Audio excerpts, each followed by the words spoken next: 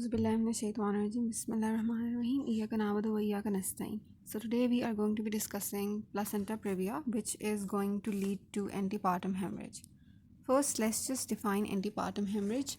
You should just know the age of viability. That this is the bleeding. Antepartum hemorrhage is the bleeding which occurs after the age of viability. And what is the age of viability? It is, we call it that it is beyond 28 weeks almost. Okay. So how are you going to define antepartum hemorrhage? It is defined as the bleeding or the hemorrhage that occurs from the the genital tract or into the genital tract after the age of viability or after 28 weeks. Okay. This definition is the basics of obstetrics. Now, the placenta previa is basically a condition in which the placenta is present, in the lower uterine segment.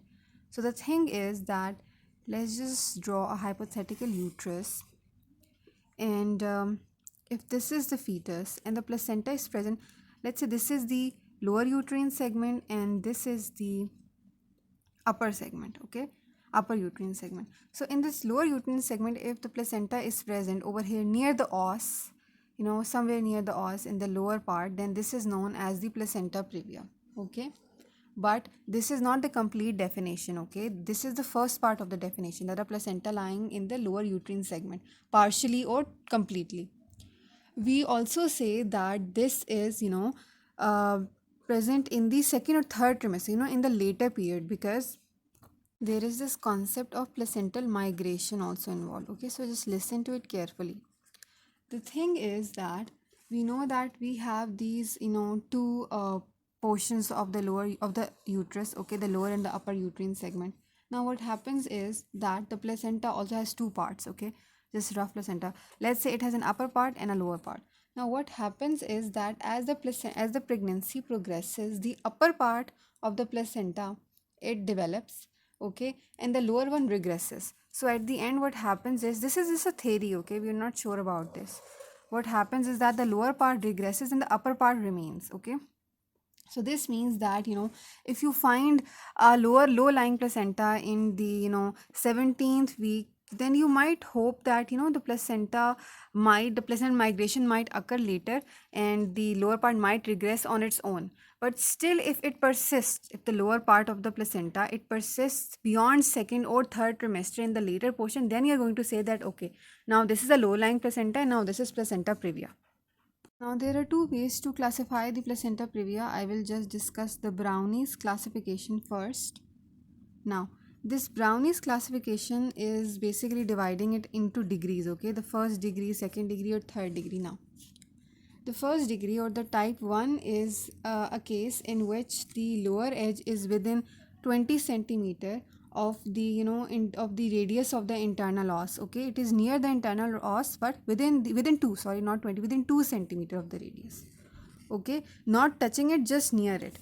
And then the second degree or the type 2 is the one in which this lower edge of the placenta is touching the margins of internal os. Okay, touching the margins, not overlying it, just touching the margins.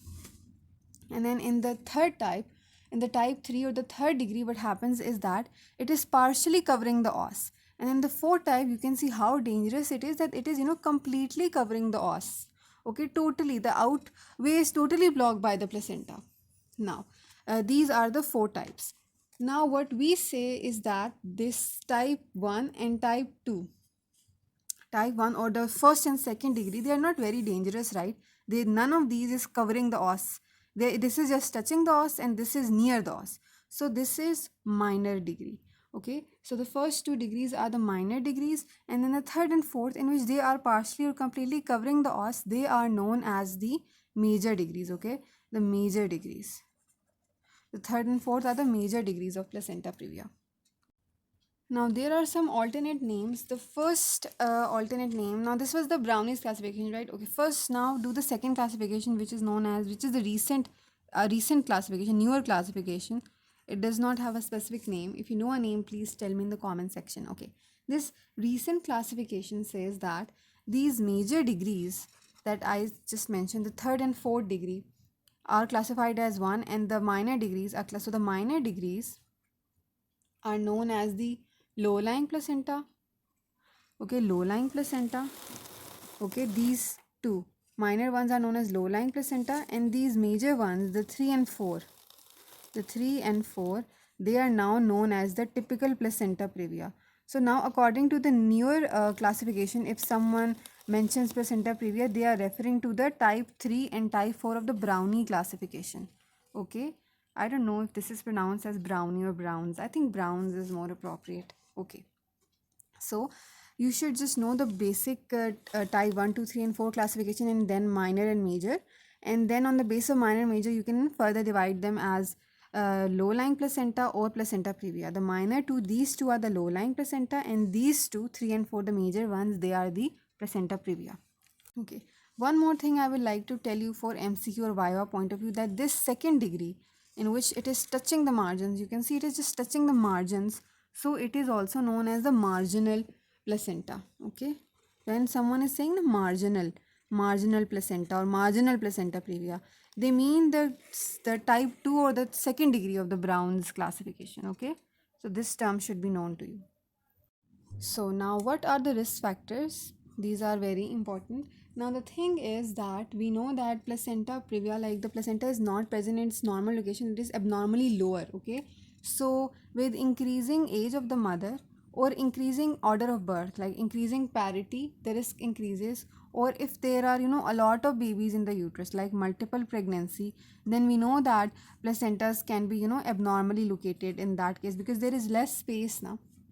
And then smoking, if the mother smokes, smoking is the culprit of a lot of issues. Okay, then we have some very specific which you need not to remember. You will always know that if there is a previous history of placenta previa, then of course what is going to stop it from occurring again? If a previous history is present, then there's a very high chance, 5% recurrence rate, that it will reoccur.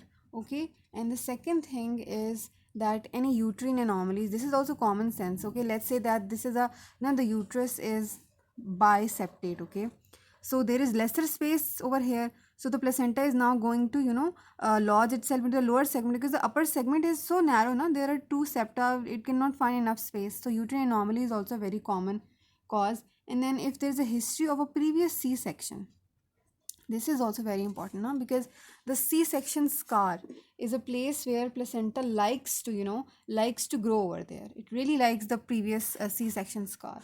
So these three are very easy and very common risk factors. There are previous placenta previa, any uterine anomaly, any congenital uterine abnormality such as septate uterus, and if there's a history of a previous C-section.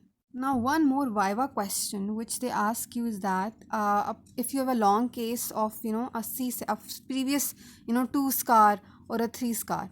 So in a previous 2 scar and 3 scar, they ask you that what are the complications of placenta that can happen. So you are going to say that first of all, there's a very high chance of placenta previa. Okay, as I mentioned before, that it really likes to lodge into the scar. And the second problem is that this placenta previa, this low-lying placenta, can also implant and invade it. Okay, it can invade the scar and enter the myometrium. So this is also a problem. Okay, and if it invades deeper into the myometrium, and then it will fail to separate, then that is known as placenta accreta. Okay, then this placenta accreta can occur, and then it will be, you will have to do a hysterectomy to get rid of the placenta. So these are the placental complications of a previous 2 or 3 scar.